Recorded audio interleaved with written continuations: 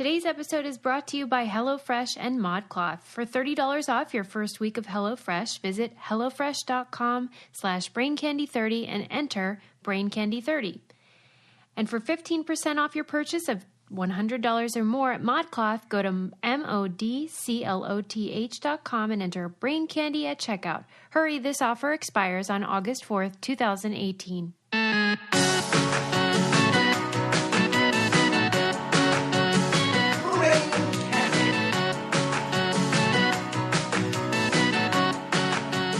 Hey! Hello, Susie. Hi, Sarah. How are you? Did I kind of sound like Eeyore there? No, I wasn't trying to, but even I was if you wanted to, you could not sound that like sad. Whatever He was my favorite. My mom said when I was little, she's like, or grown up, she said, I knew that you would make a good therapist because your favorite cartoon characters growing up were Oscar the Grouch and Eeyore because you wanted to help them feel better. I mean, if that doesn't explain our friendship, really nothing That's right. really I didn't even would. think about that. That is weird. Yeah, they were. I loved them the most. Why? So like the only people I cared about. Did you want them to stop being sad, or you were fine with it? No. Oh, good question. I think I wanted them. I wanted to make them feel better. I wanted them to not be sad, but I wasn't like sad. They were sad. I accepted that they were sad. I see your sadness. I'm here to witness your sadness. Wow. Well, we went deep real quick. We're glad you guys are here to witness our sadness. Episode 229. It is June. We're feeling good. It's summer. I've made it almost 30 episodes without rhyming. You wanted to so bad. So bad. I felt it. Almost came out, and I was like, I swallowed it. Feeling. Stop being hilarious. That's totally what was happening in my head. I'm proud of you, though, because I really was over that. So much. I was over it. As our listeners were, too. What do you want to talk about? I got stuff. I mean, always. I read the weirdest weirdest animal fact I think I've ever heard. Okay. There's a tick called the Lone Star tick that if it bites you, makes you a vegetarian. What? Yeah. There you go. What do you mean, though? This is going to be terrible because you won't know anything. No, I do. I know all about it. I wrote because I knew that Susie was going to say, "What do you mean?" and I'm going to have to explain myself. Okay. So it's called the Lone Star State, not because I thought it was because it was from Texas or something, but it just has a spot on the back that looks like a star or maybe like the shape of Texas. And when it bites you, it makes you allergic to a carbohydrate called galactose alpha-1,3 galactose. It's weird. And it is fine if you eat fish or chicken, but also they said fine if you were to eat humans, which I thought... Who said this? The article, and it said don't do that, but if you were to, it would be fine. That's a weird caveat. They were just being clever or trying to. But you will be allergic to red meat, which is what... This and poultry, like no, chicken's fine and fish is fine and pork is fine. It's just something in red meat. Well, this specific carbohydrate that our body fights off, and you have basically go into anaphylactic shock if you eat red meat because your body is now allergic to it. Weird. Yeah. I mean, you did oversell it because it doesn't make you a vegetarian. Okay, that's true. But still bizarre. Yeah. That would be a bummer. Mm-hmm. But they said, okay, if you did, and it's for life. There's no cure. So if you wanted a hamburger, you'd have to take what do you call it? An EpiPen. Yes. And then you can enjoy your burger. You know, that's probably one of those things where it's so rare that... It's so rare. Like, I bet the cure is super simple. It's probably like, just put some sage on your butthole or something. But they haven't figured it out because it's not like anyone's going to research this. It's like, get over it. It's super rare. Okay, you don't have burgers. Right. Yeah. Wow, that is and a it was good only fact. discovered recently because people didn't attribute being allergic to red meat to this tick bite. So it's only been discovered recently, the connection. So people have been not suffering, I don't know, the 5 people who've ever had it. But they're not just in Texas. No. They're anywhere. Yeah. But they are rare. Okay. Yeah. And they're in the U.S. or no? Yeah, in the U.S. Well, that sounds terrible. Yeah. But not that bad. But it's weird fact. Thanks for sharing. Too. Yeah. I don't think I have any animal facts Oh, my today. God. Okay, well. Oh, do you have a bunch for some reason? Not a bunch, but what do you got? Well, speaking of red meat. Yeah. Oh, that's always a fun I was just segue. reading this little article in Adweek about the George Foreman grill. Yes. And just like... I'm a proud owner. Are you? Yes. I don't have one. Maybe that'll be on my Christmas list. Oh, it's very handy. Tell me what you like about it. This is what I want to know. It's super convenient. And it's very great if you're looking to have flavorless, healthy food.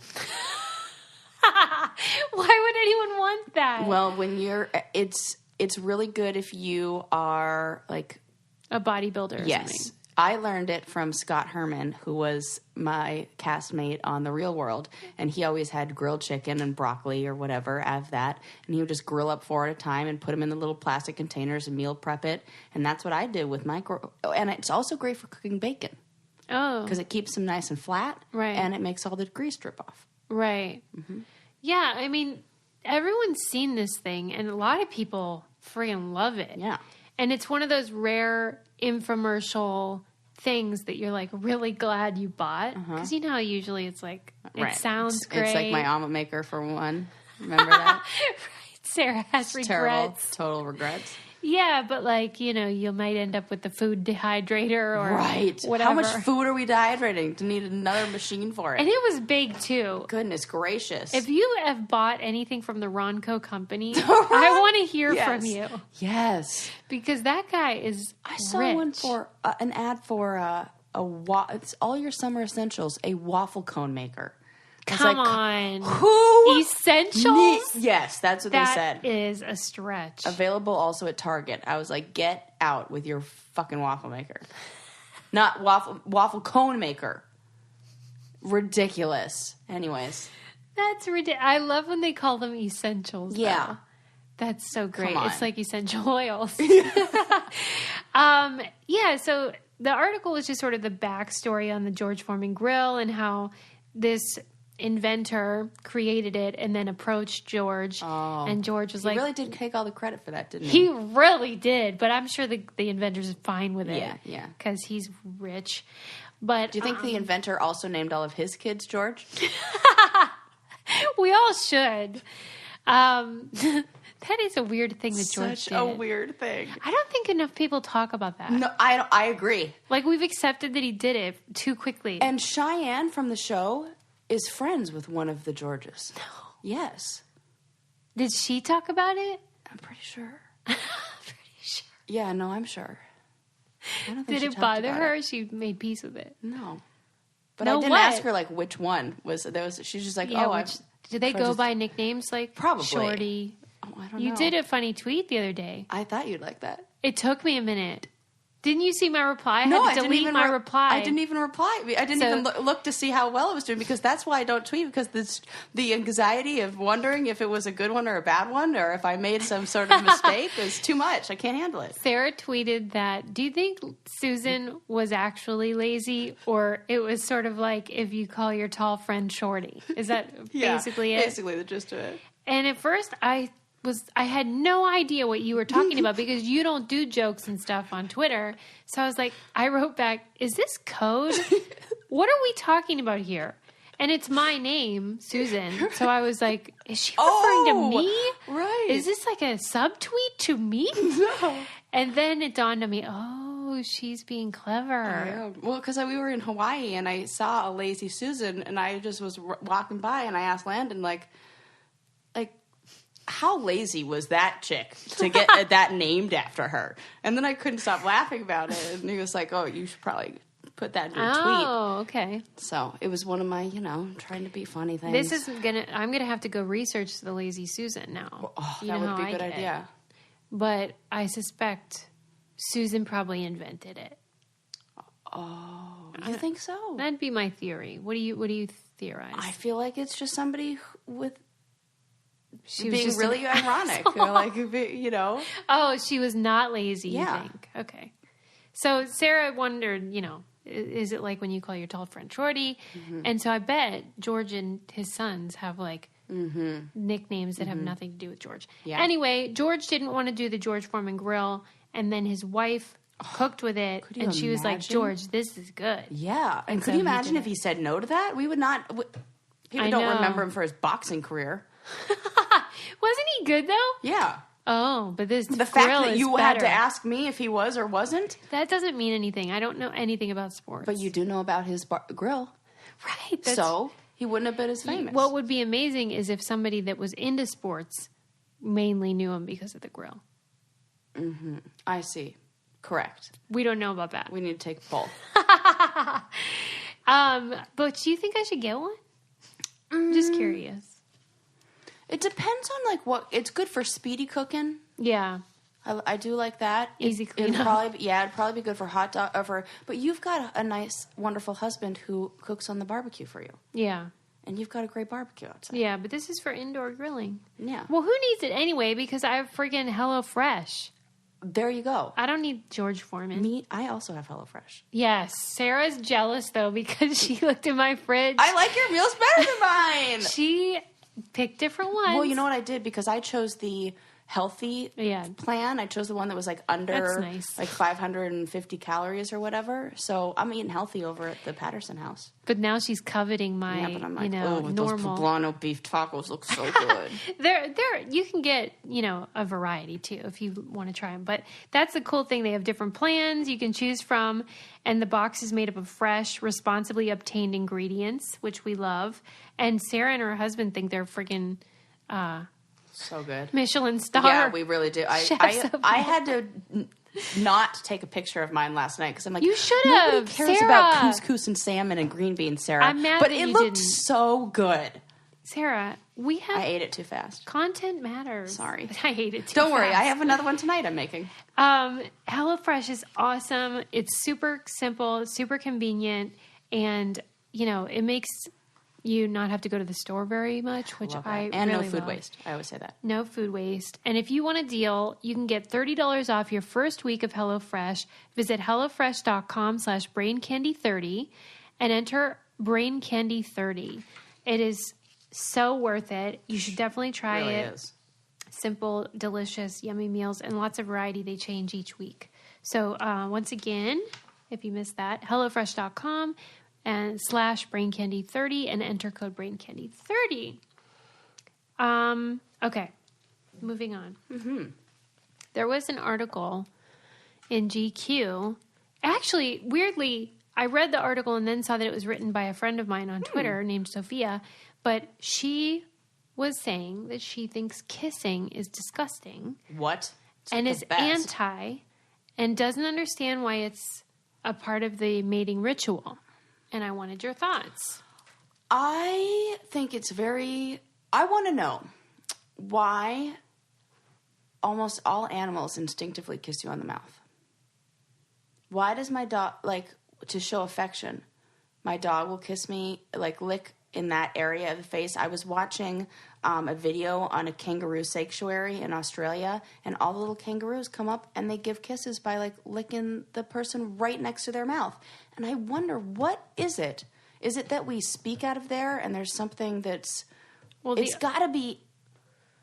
There's something about biologically, something about why we do this. I just don't know what the heck it is. Well, it was saying in the article that it could be the about the pheromones and determining whether this is a good match through the smell and taste of the pheromones. It's more skill that makes me determine whether or not it's That's for sure. Well, that pheromone thing seems subconscious, though. It is. So that could be true. And then it also theorized that possibly it came from that weird chewing food and then putting it in your baby's mouth thing that our ancestors maybe did. Weird. Did they, though? I never heard that before, but it said that in the article, and I was like, did I miss something in the old evolutionary? Yeah, me too. I took biological anthropology, and that didn't come up. I guess I know that some animals do that, but I didn't think humans were involved in that nastiness.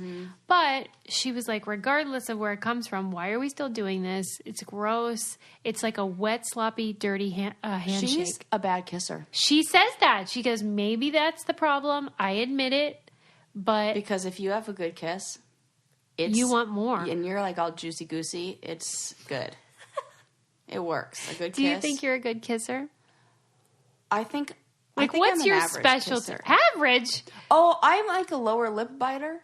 I'm not a heavy on the tongue use. That's fine. I don't like a lot of tongue. Why? I just don't like it. And sometimes I feel like they're delivering spit into my mouth. Ew. It feels like they're literally like... Well, obviously the lip to tongue ratio must be Yeah, I need like a little... Like, not really. Yeah, I'm into that bottom lip thing, though. Yeah, I do that. I mean... I bet I'm a better kisser with women than with men. Wow. You are really playing into our audience. I don't mean to be, but I just feel like because I'm more aggressive in that. What? You're a more aggressive kisser with women? Yeah. You're the one pushing spit in their mouth. Probably. What makes you more aggressive? Are you trying to be the dominant partner or what? No, I don't know. I'm just thinking that how I would do it, and that, I don't know. Maybe that there's probably something to be said about, like social roles and like how, even in just thinking about it, I would switch based on stereotypes and social roles that are I love how you're tired. Created. You're like sick of talking about it. You're like, look, Suze, I'm queer. Remember recently on an episode where you said you're like queer as fuck? Yeah. Well, so you know how when you're kissing and like part of what makes it really great is if they know where to put their hands. Oh, yeah. And she was saying that was part of her argument for why. What, she doesn't know what to do with them? Would she keep them at her side just real straight? Like the picture of Lincoln in his sweatsuit? No, she was saying like if the best part has nothing to do with the kiss itself, then what's the point of how the kiss? good is it? No, it's good. And you feel sparks. It's like where it is probably a chemistry thing. Yeah. You know what I recently discovered that I love? My ear getting like a little nibble. Oh, yeah. I never knew that. What's not Maybe to love? nobody ever did that to me. Yeah, what do you like And then about it? Landon did it jokingly, and I was like, oh, you gotta not do that jokingly. And I'm like, say that into my ear. It got you all worked the up. Best. Good for you, Sarah. I know, it's nice. You really do come into your sexuality at 30 plus. That's the secret. Well, they say like 40 too. Oh, great. I can't wait. I know. Ooh. Wait, what is supposedly the peak for women? I think it's like mid-30s. Oh, mid-30s. Yeah. Okay. All right. You're in it, I'm on the downslope. No, you're good. You're still up and up. Yeah, then there was this whole uproar about the article, and then there were people writing think pieces like defending the kiss, and I'm pro. Oh, I'm super pro kiss. Except that one guy in high school who came at me with the tongue out first. You're out of here. Yeah, that is not a Maybe good it's kiss. just like I've had more bad kisses with dudes. Oh, yeah. That's probably where it is, where my better kiss with women thing comes from. Yeah. Is because the kisses I've had, they're always better with women than they are with men. And maybe that is because it's not a dominant, submissive thing. There isn't that. There's equality. Yeah. That's what it feels like more. It's because it's not a, I was trying to think, I'm not dominant. Do you think kissing is equal. more of a female thing? Like, do you think two gay guys are super into kissing? We would have to ask some gay guys. I know. I don't know. I don't know either. I thought they would be the same, but now I'm thinking, is this a gender thing? I think maybe it is. Right. Because I can get more done as far as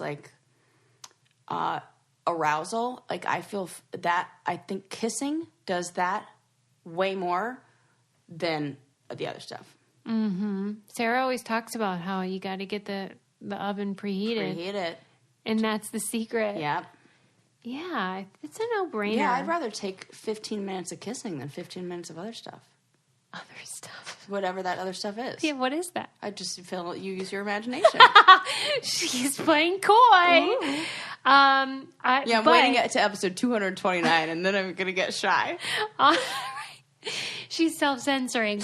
There was a study, however, this is like a separate thing that I read, that they did on college freshmen who had never been kissed. Mm-hmm.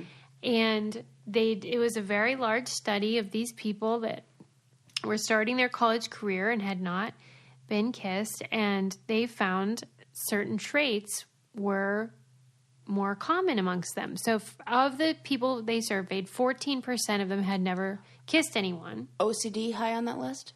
No, well, maybe that's like implicit because it said germophobia? They are more neurotic, which, often... I think this is I think it's a mental illness kind of thing sometimes for some of them.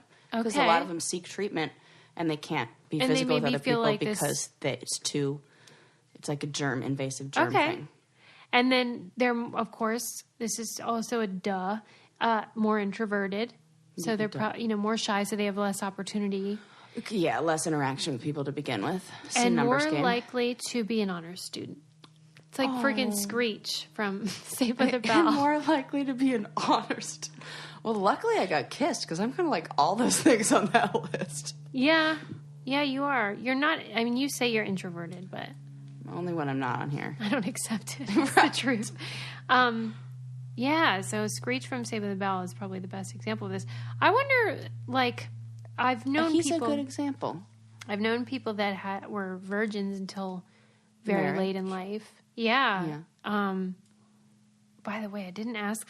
Did you see that I did an interview with John Brennan from The Real World Los Angeles? He was the cowboy. Is this the one? No, I mean, I don't think I saw the interview. No, obviously I didn't see the interview. No, but like... Is he the one who's bald, or is that Jamie? That was James. That's James. Yeah. Now he's James, oh, excuse me. He was always James. Really? James Orlando, yeah. I always thought it was That's Jamie. a different one. Oh, God. I'm getting my old school cast members mixed up. Good thing you handled Anyway, that. John Brennan was 19 when he was cast. He was a virgin, just like me. And he was that character. And he believes in staying a virgin until you're married. Well, he's 43 now. He's not married. Did you ask him about that? No. I couldn't. You can't. Because I felt like that would be what I hate about the producers. Right. That they ask questions that are not. Right. Unless they want to volunteer that information. Wow. Okay. And well then. he said... Does he strike you as an honor student? No, but he strikes me as a virgin. I think he's still a virgin. And I'd say great for him. There's lots of priests and other clergy, monks that are chaste. And it's just shocking, though, that you could go all that time. I think there's it can sometimes lead to problems. This is just clinically and just what it shows up in studies. Yeah. That people who have very narrow views of sexuality and like how it's expressed will have higher rates of performance anxiety and problems when it comes time to do those things, and problems related to like arousal disorders, orgasm disorders. Yeah. Because the same way we were joking, like I even had this thought, you know how we were saying that, women reach their sexual peak in their mid-30s or whatever. I was even thinking, what if it's just experience? And what if it's just that you need to get to know yourself? For sure. Women are just the numbers of times where we've indulged in self-love at 40 now meets the number of times that a guy has done it at 24 when he's reached his sexual maturity. And it's just that it's almost like they're a little more familiar with their anatomy. Yes. It's like getting familiar with your anatomy is really the trick. I've been getting familiar with my anatomy by going in my swimming pool in new bathing suits. Oh, did you see any of them? Your anatomy is looking gorgeous in those bathing suits. Yeah, a lot of people are getting familiar with my anatomy. In fact, I brought over my red vintagey looking bathing suit so that I could take a picture with you in your blue vintagey bathing suit so we could look adorable for 4th of July. That is so cute. I can't stand it. I know. I got a lot of questions about my blue velvet bathing suit. So cute. And people were like, can you really go in the water? Like, can you? Yeah. Oh, yeah, it's for adorable, sure. It's Suze. just like a regular one, except more adorable. But ModCloth is where I've been getting them all because they have such cute suits, really nice styles that are flattering. And they have sizes from XXS all the way up to 4X. So really have a wide range. And they're freaking adorable.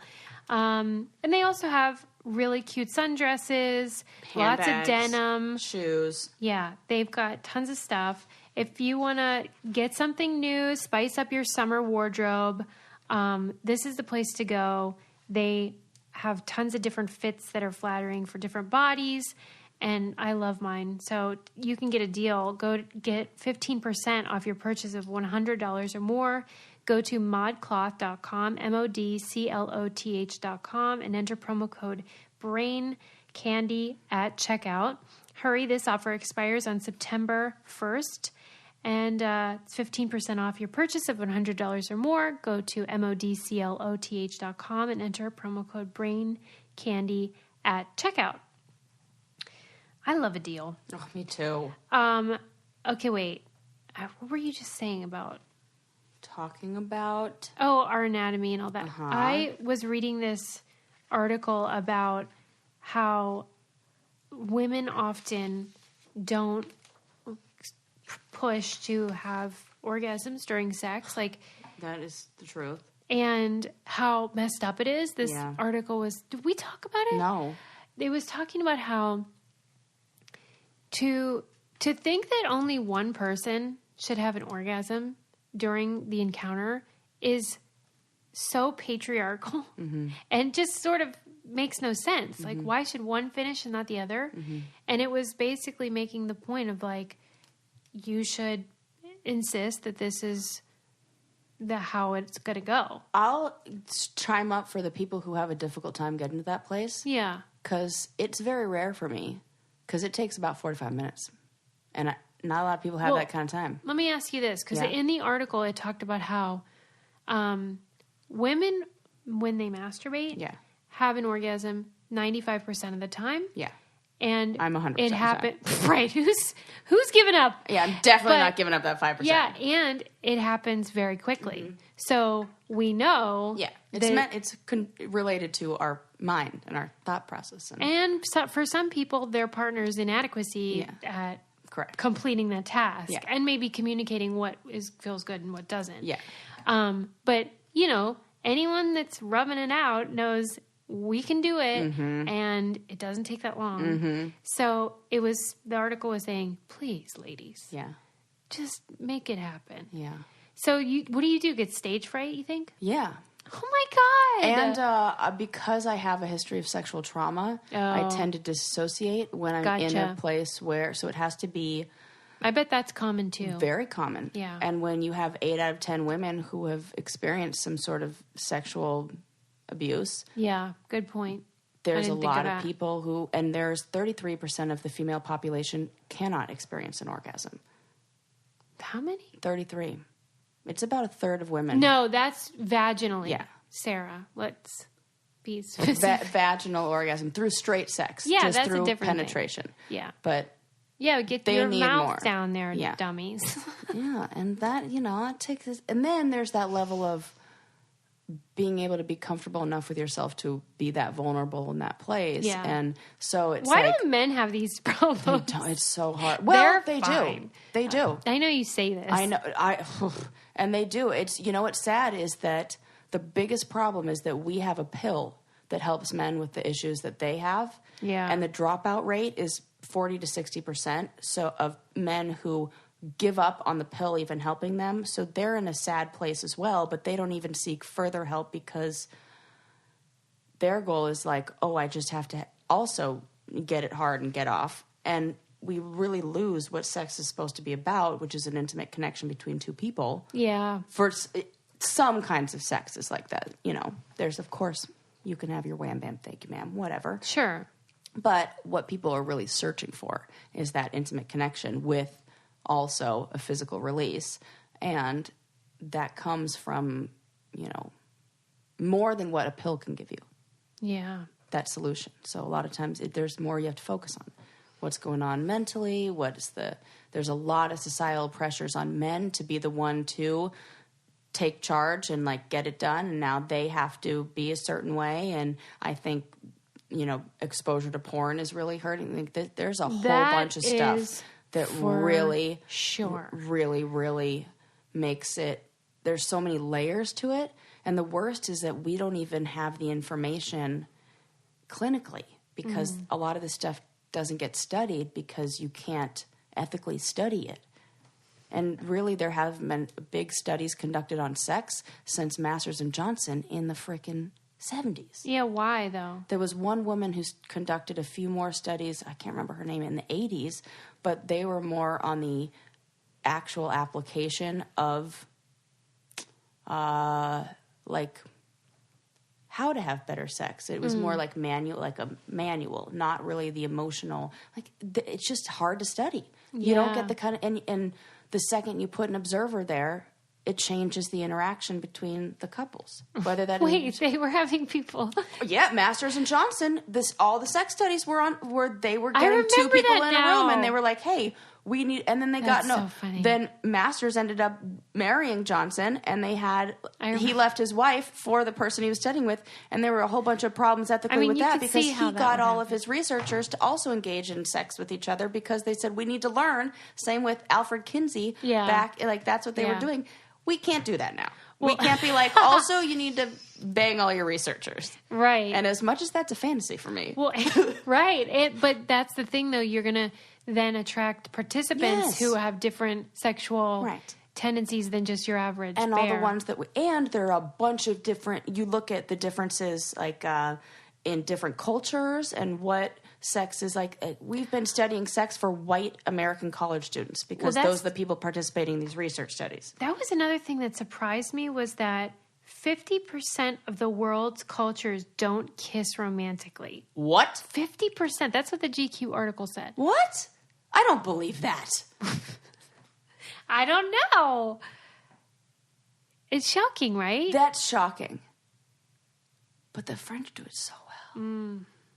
Once I hooked, remember, did I tell you about my French poet guy? Oh, I thought you were talking about Frenchie that we met in Las Vegas. Oh, also him. Boy, you really have a French thing. I do. Just 2. Well, 2's a lot. We live in America. Right. Landon always brings it up. He's like, oh, you're French poet in England, in Europe? Oh, was he great? Yeah, well, I mean, it wasn't bad. I wouldn't kick him out of bed for eating crackers. Him out of bed, right. Good Lord. Crackers ain't the only thing he was eating. Oh! Hi-oh! Hey! Hey now. Wow. I don't even know where to go. From there. Oh, wait. Can we talk, though, about how you didn't even know that this is changing the subject, but you didn't even know. I can't wait for this. That your house had filters. Oh, I'm learning a whole bunch of new things as a homeowner. And I was like, Sarah, can you, what's the deal with your filters? And you're like, we have filters? I was like, what filter? Because you know how, on your furnace or whatever, you have filters. Yeah. Well, some people know this. So then Sarah found her filter and took a picture. God, you don't want to know what it looks like. It was scary. I don't think anybody's ever changed it ever. And isn't that a fire hazard or something? Right. So once you have a house or whatever, you have to change the filter. And it's something that's easy to forget. Just like in your car. Because you don't see it. Right. Oh, it's really easy to forget. Right. Obvi. So it's really cool because there is a company called Filter Easy that allows you to subscribe. And so then they just send you the filter when you need to change them. So that's on a schedule. So people like me. You don't have to think about it. You can sign up in under 5 minutes on your computer or your phone or whatever, and it's just a convenient way to remember, I got to keep the air in my house not disgusting. Yeah, I've automated everything else in my house, on subscription. My pest cleaner, guy who does the spiders, he comes regularly. Nobody ever calls me about it. It just shows up. The guy does it. It's the same thing, yeah? Yeah, it's just a routine replacement of your home air filters. Easy. It improves the indoor quality of your air. It's a convenient subscription service. Everything, it's something you need. A lot of subscriptions are more just fun. This is you actually need You actually have to change it. For listeners of our show, you receive your first order free by visiting filtereasy.com or calling 1-855-910-EASY. Make sure you use our offer code, though. It's Brain Candy. Sign up today at filtereasy.com to get your first order free. That's filtereasy.com or 1-855-910-EASY. Make sure you use offer code Brain Candy. How great is that? Sounds pretty easy. Anyway, but I will change the subject completely. Yeah. I don't need... This is a terrible transition. Oh, I can't wait. Wait, no, I have a good transition. Oh, good. The sex cult we haven't talked about with Allison Mack from Smallville. How have we not talked about... Okay, it's not right. No joke, have this in my notes that I'm going to have to go back a few weeks because I wrote this down somewhere and we never talked about it because how did we not talk about this? Well, you look for that because while you're doing that, I am going to talk about Filter Easy. Right, so that's awesome. Okay, I found it. Okay. So, weeks in April, she pled not guilty to sex trafficking charges, but worked as a freaking slave master for these. Yes. This is crazy. And she was recruiting people to join this. Branding initials into their skin. Mm-hmm. What? But the fact that she's so brainwashed that she thinks that this is not only A-okay, but helping people. Yeah. What's going on? Do you know the details? Because I feel like... She was a member of a group called Nexium, but they spell it real weird. N-X-I-V-M. Yeah. And there's the V is the U, like the old school. Yeah, but where the fuck is the E? I mean, it's stupid. Yeah. And in the article it said, like the heartburn medication, and I thought that was like some sort of weird dig at like, I don't know. But anyways, she was recruiting female members and claimed it was a female empowering group. What the hell? And there's this dude that's the head of the thing, and he's totally average. No female empowerment group should be headed by... Or poking some holes in your dude. Your pitch. How did she successfully make that pitch? Like, this is about women and sisterhood. And by the way, the head is this gross guy that you have to bang. Oh, well, I'm reading this great book that they're going to turn into a movie called The Butterfly Garden. That's basically about like women get captured and they kind of in a way fall in love with their capturer because he like Stockholm syndrome. Yeah, it's Stockholm syndrome, but also when you like say this is what your life used to look like and now look at how good it is. So you get the right women from the right places or maybe the wrong places. Yeah. And maybe torture looks better than whatever the hell I was else just talking about cults with somebody and people wanted to know like who is attracted to cults. Yeah. Did you say people like my co-host? You would be a prime target. I know, that's what I'm saying. Yeah, because you're open to new things. Yep. You're a seeker. Mm-hmm. You're not finished figuring out like your religious or spiritual identity. And I'm often all in. You've been abused and like have stuff like that. Yeah, trauma. See, that's what I'm you're saying. all in. You're like super committed. Yeah. Right, you gotta watch, girl. I know. That's why I have you looking That's out for me why for. you started to be an evangelical for a while. And remember when you were when you were like 14. How am I telling you about your own life? No, Mormon. Really? Yeah. I got the wrong thing. Mormon? Yeah.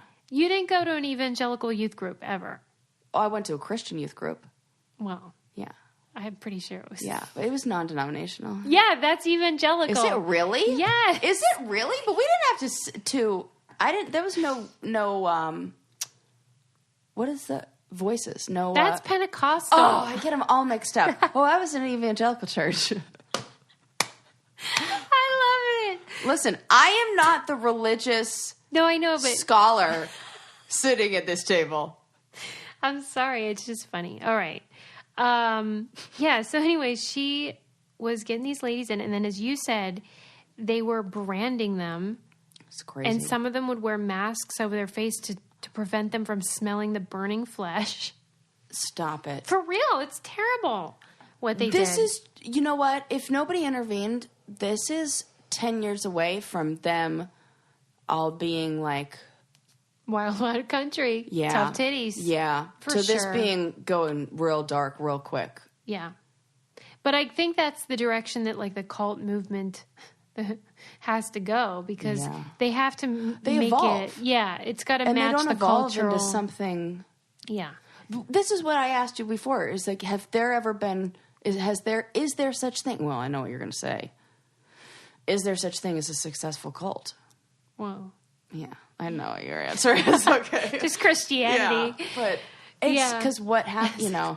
That's the thing. Once a cult gets enough members and lasts long enough, then it's not considered a cult anymore. People used to consider Mormonism a cult, things like that.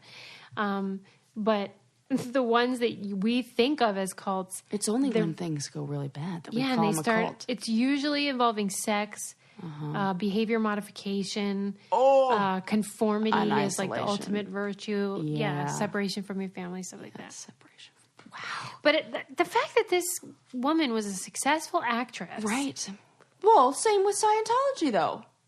I know, but come on, Yeah, but the sex part was like fundamental to this group. Whereas with Scientology, they kept a lot of that from like the main members and the fancy Remember members. in Wild Country, can you forget when you finally see this crazy sex stuff? People said, Susie and Sarah, you didn't talk enough about. I know, because we didn't. That docuseries there was so much that there really is no way to do it justice. Oh, my fly's open. I'm saying, it's hot in here. I'm telling you. Sarah, I was wondering. This is a wild blood country in here. Breezy.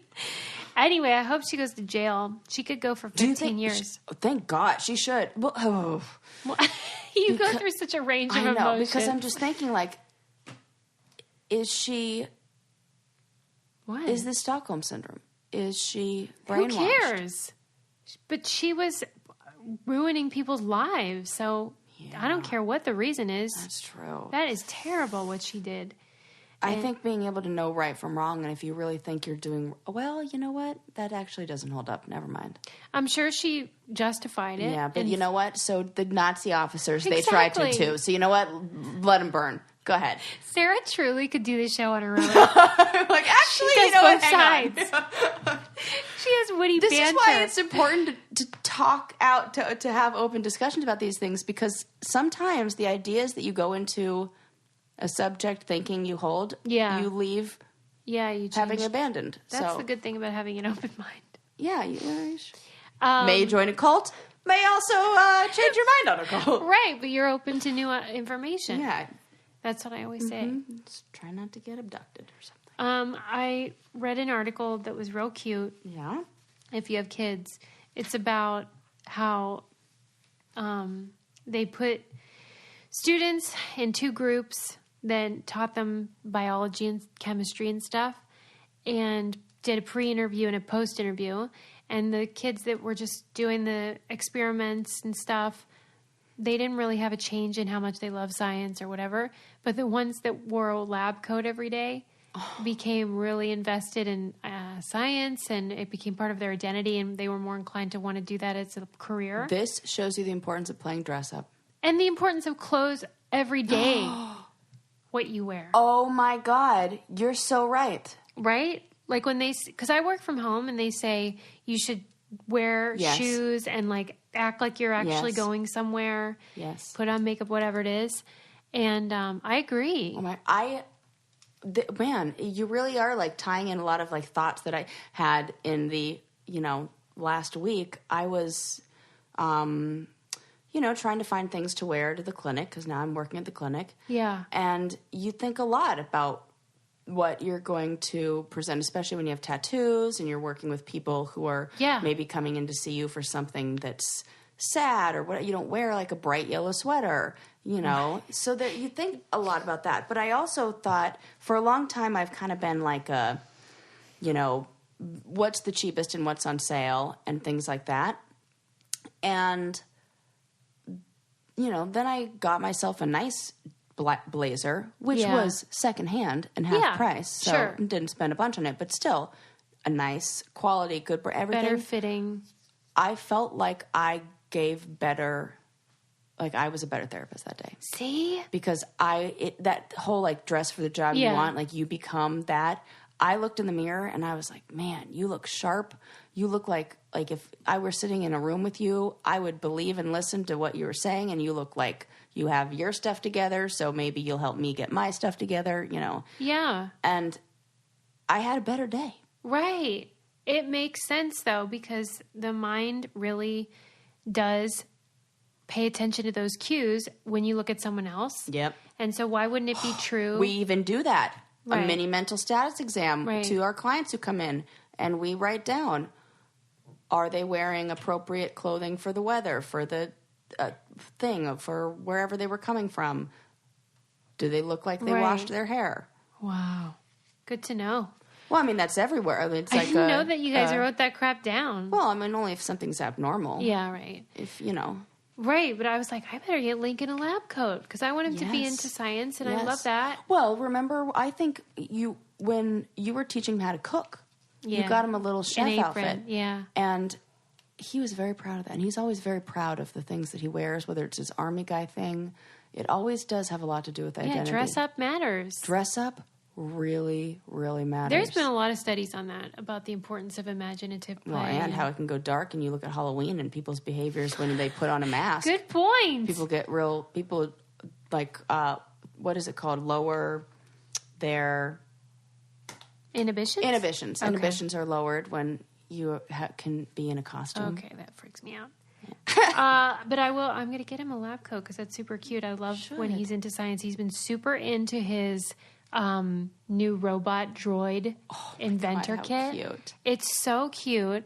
It's made by Little Bits, and we programmed it. We make it do tricks. We make it talk. Doesn't it like work with your phone too? Yeah, there's an app that you put on your phone or your iPad or whatever, and you can make it drive and go around the house. And he built it, and then we programmed it, and it's very easy to do. Kids learn how to control the electronics with code. Wow, that is so cool. It's really, really cool. It's probably why it was the Toy Association 2018 Toy of the Year. Okay, there you go. And it's super easy and fun. It's great to do as a family, and that's why I love Little Bits. Visit littlebits.com/braincandy for $10 off a Droid Inventor Kit. As I said, it's the Toy of the Year that inspires invention. Littlebits.com/braincandy for $10 off a Droid Inventor Kit. My little scientist. We have a guest today. Ooh, I love a guest. And we had a paleontologist on recently. Loved that interview. Loved her. She was delightful. I read his book, and it's called The Rise and Fall of the Dinosaurs, A New History of a Lost World. How appropriate for Jurassic Park. Fallen Kingdom coming out soon. And his name is Steve Brusatte. I hope I'm pronouncing that right. But the book is great because I don't have that background and kind of feel intimidated by all the different periods and what the heck. And this was such a great way to learn about the information that wasn't overwhelming. It was just really like, oh my God, I can't believe that happened and that happened. It gives you like a timeline of like, here's what was cooking and here's how they died or whatever. And I feel like brainiacs are going to really love this book. Yeah, it's really fun, and he was really fun to talk to. So let's welcome Steve to the show. Hello, new friend. Welcome to the show. Hi, thanks for having me. Okay, so congrats on your book. I'll tell them the title so they all go buy it. The Rise and Fall of the Dinosaurs, A New History of a Lost World. Steve, how do you feel now that you've created this masterpiece? Well, I feel good now that you've called it a masterpiece. I think that's the first time somebody's called it that, so I hope other readers agree with that. But, you know, it feels cool. It's always a long process to write these books, but I hope that I'm telling a story here that's a little bit different because this...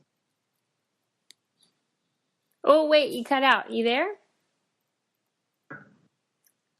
Hello? Can you hear me? Oh, there you are. Go ahead. Sorry. How weird is that? It's Skype. It's like it's like my asteroid. It's going to be the death of me. Go ahead. Sorry. All right. Yeah, I was just saying, you know, it's a bit of a different book. It's a book for adults. It's an adult pop science type of book. And there's so many books for kids that are about dinosaurs, not so many for adults. And I hope this book tells an interesting story because I think this is one of the greatest stories in the history of our planet. How dinosaurs rose up from their humble beginnings to become the biggest, most dominant animals that have ever lived on land in the history of Earth, and then how they quickly fell apart, but how they left a bit of a legacy today in the form of birds.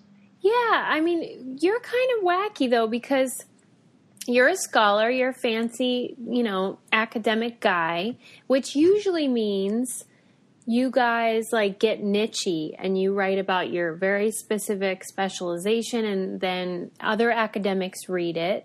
But this book is kind of like an overview where you're talking to people like me who have no idea about dinosaurs and you're making it accessible. Why did you choose to do that? Well, believe me, I write plenty of those niche articles, those academic papers that are only read by 5 other people in the world. That's still a part of the academic lifestyle. Of course, we don't want our papers to be like that. And some of our papers aren't if they're published in some of the bigger journals. But yes, you're right. By and large, academics often just talk to each other. And so I've had a lot of fun here trying to reach a new audience. And this is the kind of writing that I like a lot more, to be honest. I love trying to tell stories, especially grand stories about evolution, to big audiences. Because to me, dinosaurs are, number one, they're just awesome. They're awesome creatures. They're amazing characters. But number two, they are relevant. They are important. They were an empire. They ruled the world before humans. And we can learn a lot from the dinosaurs. Yeah, you put in your introduction how there's a lesson to be learned from the ways that the dinosaurs coped or didn't with crisis. And I was intrigued by that, like as if you felt that maybe we could learn a thing or two. I think so. Dinosaurs, they were around for over 150 million years. They were utterly dominant. They were the great success stories of the history of Earth. They lived on every continent, all over the world, every conceivable environment. Some of them were the biggest animals that ever lived on land. Some of these long-necked dinosaurs were the size of Boeing 737s. And then you had T-Rexes, these bus-sized, bone-crunching predators. But you also had small dinosaurs, tree-climbing dinosaurs, burrowing dinosaurs, dinosaurs with wings and feathers. They had incredible diversity. But they died out when they were at the top of their game, when this asteroid came down and knocked them out. And I think there's a lesson there for us. If it could happen to the dinosaurs, could it happen to us? And that's the thought I'd like people to have in their mind as they're reading this book. And even more broadly than that, though, more broadly than that one particular thought, we should cherish dinosaurs as these real animals that had to deal with real moments of climate and environmental change constantly throughout their history. And they did a good job with it. And I think, like studying human history, we want to understand these things so we have a better feel for how our planet works. And maybe it can give us some insight that can help us in the future.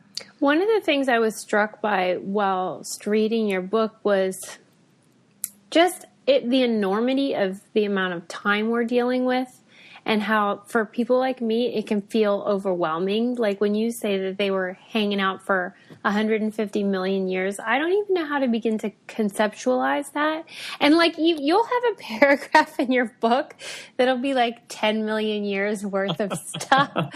And how come that doesn't overwhelm you? Oh, it does. I am putting on a little bit of a front, to be honest there. I don't think anybody, and me included, can really grasp what those timescales are, because they are so out of scale with anything we're used to. I mean, most humans, if we're lucky, we live into our 80s or our 90s, and that's it. Even as a species, Homo sapiens has only been around for 200,000 years. Dinosaurs were around for 150 million years. And we can try and grasp these numbers the same way we can try and grasp the enormity of the distances of outer space. Yeah. But it might not really work if we try to be too intellectual about it. Instead, I think we want to approach it a little more artistically, a little more creatively, and try to allow ourselves just to be awed and inspired by these vast stretches of time when you had these vanished worlds where these ancient beasts ruled the same world that we live on now. When you do such a great job in the book of painting that picture and being such a great storyteller, which makes it so that people like me can understand, which why I'm really excited for our listeners to read the book. But whenever you are looking at things, there are things that kind of haunt you sometimes. Like you talked about the Pangean shift, I think it's called, where the dinosaurs were able to survive, and you said it keeps you up at night. Yeah. What's the deal? What are you thinking about? I think most people are probably kept up at night by much more serious things. I think that shows just maybe how charmed my life is, getting to travel around the world studying dinosaurs.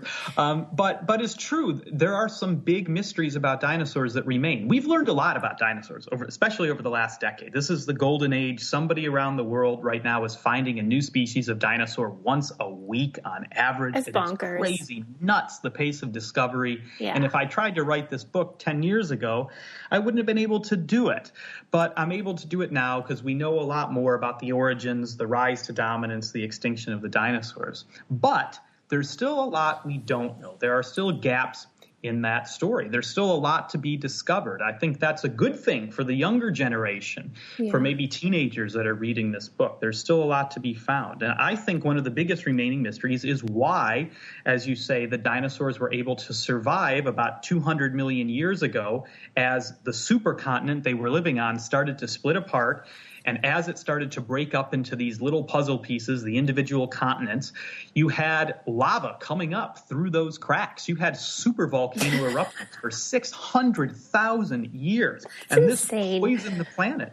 It led to runaway global warming, and a lot of species died out. This was one of the biggest mass extinctions in Earth history. A lot of the early crocodiles that were the competitors of dinosaurs, they died. But dinosaurs sailed right through. They just kept on trucking. It's like they didn't even notice. And then afterwards, they went into the Jurassic period. They had this new world, a wide open playing field, and that's when dinosaurs really became dominant. That's when they spread around the globe. That's when they developed enormous size. That's when some of them started to develop wings and feathers and turn into birds. And I just really don't know why. I wish I had a good answer to that. It would have made the story a lot better, but we don't know. But ultimately, I think that makes it fun. We are a little bit like detectives, and there are still some big mysteries about dinosaurs that are out there. Why do you think it's the case that, as you mentioned earlier, there's usually a moment in a child's life where they get super into dinos, and then maybe they continue, but often, they move on to the next obsession. Why do you think that's the case, that it's so fascinating and then they are encyclopedic about it, and then they go to the next whatever Power Rangers moment or whatever it is? I wish I knew. That's exactly what happened to my brother, and it was my youngest brother that got me into dinosaurs. I was not one of those kids that was obsessed with dinosaurs like so many of these kindergartners that I meet when I go into schools that already know the names of all the dinosaurs. I wasn't like that. My brother was.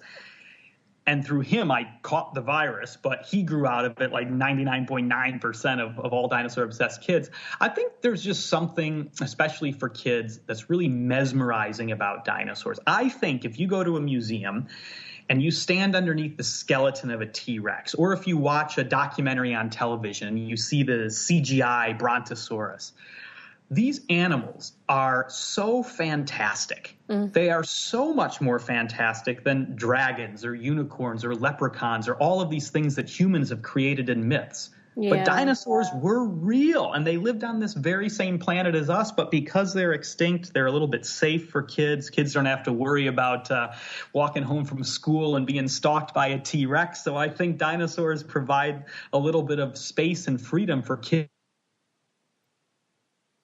Whoops, I lost you again. There you are. I don't know why it does that. Strange bell. We're connected here with Scotland, where I am now, and it's a long connection, isn't it? I know. We're doing pretty good, though, I think. I think so. Yeah, like when my kid found out that most of the dinosaurs are extinct, he cried. It was very sad for him. But, they have this sense of wonder about them. And I guess adults do, too. I mean, that's why we see all the movies and stuff that come out. And whenever you meet mere mortals like me, just going about your life, what are people really wanting to know from you? What do they want you to explain to them the most? I think the thing people ask me the most is what my favorite dinosaur is. I think that's the question. Do you have a pet favorite? Yeah. Yeah, and I say, it's Barney the purple dinosaur, and that really makes their eyes turn. But I think the thing, other than that question that I get, is this question about what they were really like as living animals.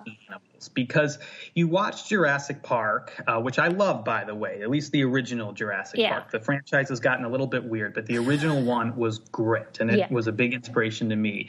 But that's where most people get their knowledge of dinosaurs, that and the books they read as kids. And when people really think about dinosaurs, I think for many people that question is just, whoa, like if we saw a T-Rex, if it was right in front of us, what in the hell would it look like? How would it move? How big was it? What would it eat? Those kind of questions. And those are the questions that fire my imagination. And there are things that I try to also talk about in the book. I'm telling this story arc of the rise and the fall of the dinosaurs, but I try to have some pullouts where we really go into some detail about what these dinosaurs were like, particularly T-Rex, because it's the icon. It's the one everybody knows and loves. But also, we probably know more about T-Rex than any other dinosaur. In fact, we know more about T-Rex than we do about a lot of modern animals that are still alive today, just because there is so much interest in T-Rex and there are so many good fossils.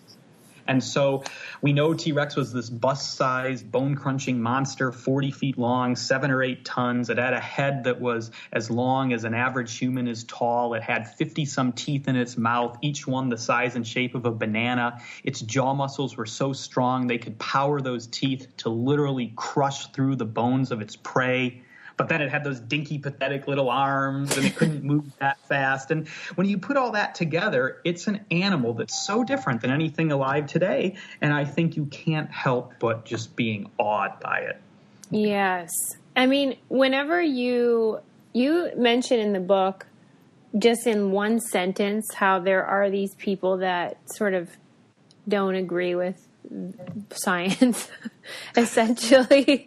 And you were like, I'm not really going to get into that. Do you ever meet these people when you're at work, if you're at the museum or whatever, where they want to debate you about stuff like that? It does happen sometimes. And I'm in Scotland now, but I grew up in the Midwest. I grew up near Chicago, but out in the countryside, in the middle of the corn and bean fields. And when I was in high school and becoming really enthused about paleontology, this was in the early 2000s, the first years of the Bush presidency, the George W. Bush presidency, and things like creationism and intelligent design. And these were at the forefront. There were big national debates about these things. And people did want to debate me quite a bit in my fairly conservative rural hometown, which is a great hometown, by the way.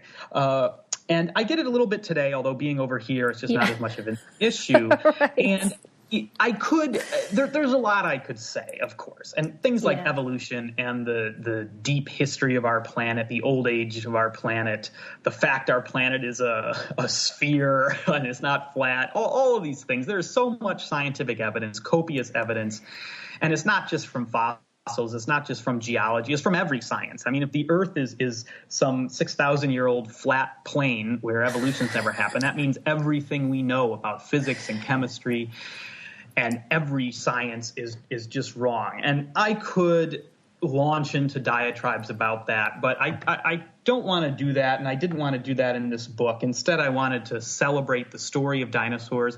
And if the book is successful, I know that it will have the opportunity to reach a lot of people, a lot of readers that probably haven't thought much about dinosaurs or even science at all since high school age, maybe, and people that probably haven't really thought much about evolution or about the age of the Earth, people that have maybe heard things, read things in the paper, or saw things on cable television.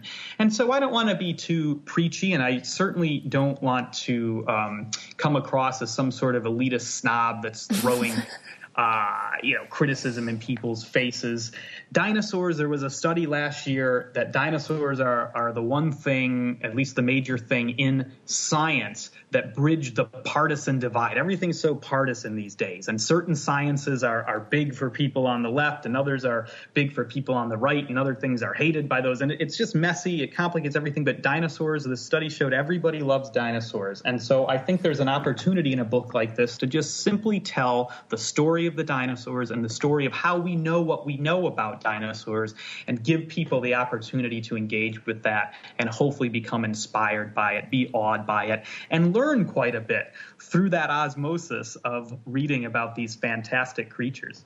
Yeah, I think that really is accomplished with your book, and I was so impressed with it because it felt like you were saying, like, I know this exists and this conversation's happening, but let's instead look at how amazing this story is, and let's focus on that for now and talk about the amazing dinosaurs that roamed the earth. So I really was impressed with that. I was wondering why you talked about there was an area in New York called the Palisades. That's this hill, and there's all these bones, which totally blew my mind.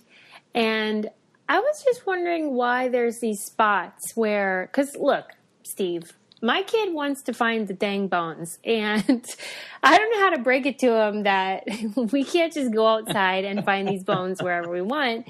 So why is it that there's these kind of like hot spots where these bones tend to be? That's right. There's certain places where there's lots of dinosaur bones. There's some places in China, for instance, now where so many new dinosaurs are coming from, these dinosaur graveyards, these places where sometimes thousands of dinosaurs would get buried at once by a freak volcanic eruption or a flood. So those kind of places are always going to have good dinosaurs. There's other places where no dinosaurs have ever been found. In my home state of Illinois, nobody's ever found anything, not even a single bone. What? And so that's amazing to me. And it all comes down to what types of rocks are in what places. If you're going to find a dinosaur bone or a dinosaur footprint, you need to be looking in rocks that were formed at the time dinosaurs were living and in the environments dinosaurs lived in. So you need rocks from what we call the Mesozoic era between 250-ish and 66 million years ago. And you need rocks that were formed on land and rivers and in lakes and the sort of places dinosaurs lived. Because to get a fossil, you need to have a piece of a dinosaur, a bone or a tooth or what have you, or a footprint they left behind. You need to have those things get encased in mud or sand and turned into rock. And so that only happens at certain places. But that being said, and for your son and for all the little kids out there and for anybody out there, the great thing, though, is that once you know where those places are and you go to those places, then it's just a matter of walking around, having some patience, having a good pair of shoes, a good set of eyes, and looking. Come on. You don't need a PhD to find a dinosaur. You don't need to be a professor. You don't need to have the 10 years at university that I did so I could train to become an academic. Most of the dinosaurs that are found these days, or at least a large number of them, are not found by professors or grad students. A lot of them are, but are found by farmers, by construction workers, by hikers, even by children out with their parents sometimes. And that's an amazing thing. It makes paleontology a very accessible science. And that's not true of a lot of sciences. You can't just walk into a chemistry lab and perform some complex experiment. You can't walk into a particle accelerator laboratory and find a new subatomic particle if you're just a farmer or a kid off the street. But you can find a new dinosaur. And I tell some of those stories in the book of dinosaurs being found by farmers, by construction workers digging for the foundation of a new building in China, and so on. And it never ceases to amaze me just how good some people are at finding fossils, people that have had no real training at all. So there is hope. There's great hope. Just go to the right place. That's all. I'll tell him. And one of the things you talked about in the book a lot is the idea of birds and how they are maintaining this legacy of dinosaurs sort of unbeknownst to most of us. And why is that so important to you? Today's birds, they're all around us. There's over 10,000 species. I'm looking out my window here. It's becoming the evening here in Scotland, and we're just a few miles really from the North Sea. And there's all these seagulls, and they're flying around right out there as I speak, and there's some pigeons on the ledge. These are animals we're so intimately familiar with. They are such a central part of our world today. They are dinosaurs. They are honest-to-goodness dinosaurs. Birds evolved from dinosaurs. That makes them dinosaurs. And it's weird to think about it, but it's really similar to bats. So bats are a strange type of mammal that evolved the ability to fly. Birds are a strange type of dinosaur that evolved the ability to fly. And it's not just a story. It's not just something we made up. It's not wishful thinking. It's something that's real, and we know it because of fossils. We have thousands of fossils of dinosaurs. mostly from China, preserved in such an immaculate condition because they were buried quickly by volcanoes, that the bones are there, but those bones are coated in feathers. Thousands of dinosaurs coated in feathers. That is the slam dunk evidence that today's That is really fun when you talked about that in the book too. Yeah, and it is weird thinking that way because most of the dinosaurs are dead. There aren't T-Rexes anymore, thank God. Yeah. There aren't Brontosaurus anymore. There aren't Triceratopses. But this one really peculiar subgroup of dinosaurs lives on. The same way there's still descendants out there somewhere of the Caesars or the kings of France. You know, they're still out there somewhere. They might not be in control anymore. They might not be dominant anymore. But they're there. So dinosaurs do live on in this form. And I think when you see a seagull dive bombing, that's somebody sitting on the beach eating French fries or eating ice cream, I think you can see the cunning, the agility in that animal. You can sense the inner velociraptor in a seagull. Yeah, I thought I was very intrigued by that notion. And I had interviewed a paleontologist a few months ago, and she was saying how that's something that she reminds kids at the museum about how, we always say they're extinct. It's sort of a shorthand, but, if you look around, you might be able to see them actually. And I think that might be inspiring to adults and kids alike. I think so, because today's birds are a living legacy, a remnant of that great empire of dinosaurs. They carry DNA in them that they shared with T-Rex, with Triceratops, with Velociraptor. And I think it brings the story a little bit full circle. It's a connection. Yeah. It shows how our world today is connected to what happened in the past. And if you think about it deeply, you can start to think about things about, okay, how the extinction of the other dinosaurs really paved the way for mammals to evolve and for humans to eventually evolve, and how dinosaurs went out at the top of their game, except for some birds that made it through because they were smaller and they were more adaptable and more agile. And if dinosaurs went out at the top of their game, could it also happen to us? These are the questions you can start to grapple with when you make these connections between our world today and the world of the dinosaurs. We live on the same planet. We're all part of the same evolutionary story. Well, you did such a great job of making it so that the storytelling was amazing, but also accessible to folks, whatever the range of their knowledge on dinosaurs is. And so I really hope everyone reads it. And also we ask everybody one question before they go, which is, if you have a car, what do you keep in the trunk of your car?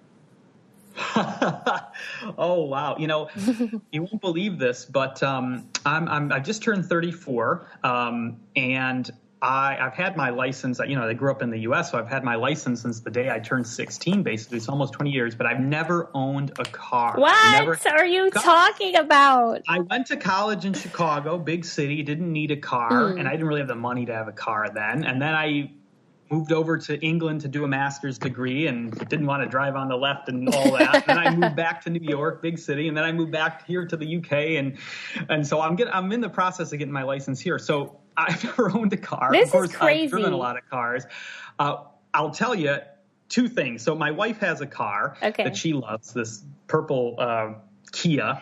She calls it radiant blue or something. It's what she has in the boot of her car, as they say here, or the trunk of the car, is all sorts of school supplies, because she's an elementary school teacher. She teaches 8, 9, 10-year-old kids, and it's a real joy to go into her classroom and see those kids. But for me, when I do have a car, it's usually if I'm going somewhere, I'm doing a field trip, and in the back of that car, we have our gear. We have our rock hammers, we have our chisels, we have our picks, we have our sample bags, we have our glue, we have the stuff that we need to go out and find and conserve these priceless clues, these fossils that tell us about the history of dinosaurs, the history of life. Whenever you find one, then where do you put it? Like Good if you question. found a fossil. Depends how big it is. Yeah. If you find a little bone or a tooth or something, it's usually fairly straightforward to remove that from the rock and consolidate it, wrap it up, put it in a sample bag, pack it away. If you find the skeleton of, say, one of these long-neck brontosaurus dinosaurs, you are in for several years of back-breaking labor. And I've been parts of some teams that have excavated those types of dinosaurs, and it is real hard work. It's not the sort of work you normally associate with academic scientists sitting in the ivory tower, but this is real people, real world type of work, backbreaking work out in the sun. But it's a lot of fun. That's another reason why paleontology is so cool. It's a very intellectual academic science, but my God, we get to go out, travel around the world in some of those places and hack dinosaur bones out of the rock. How cool is that? Yeah, man, you get to have adventures. I got my PhD in the wrong dang subject. But your enthusiasm is contagious. So I'm so glad there are people like you who have such a gift of being so smart, but being able to convey complicated stuff and make it make sense to the rest of us. So thanks.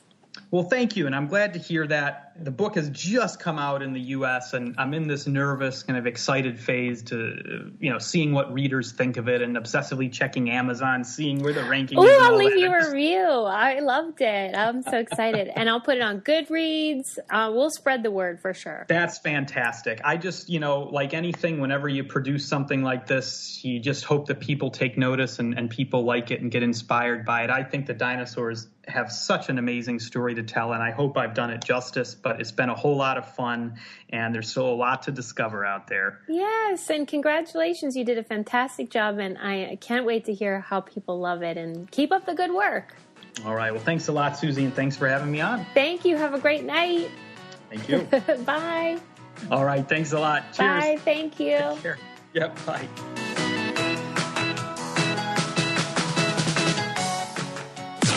This podcast is brought to you by Wave Podcast Network. Check out all of our shows, including the Brain Candy Podcast, I Don't Get It, Babes and Babies, Coffee Convos, and Let's Talk About It.